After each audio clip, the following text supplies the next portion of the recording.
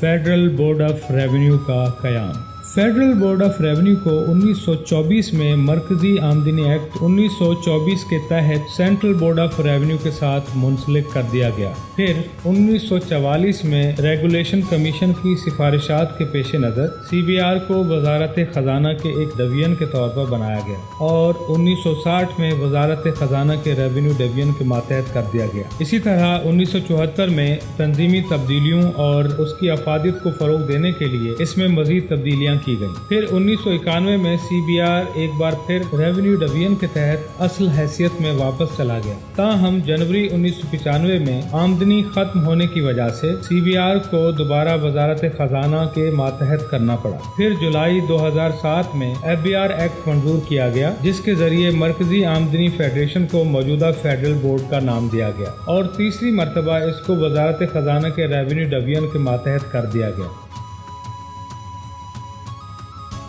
आप देख रहे हैं तिजारत न्यूज़, बेहतर अपना कल।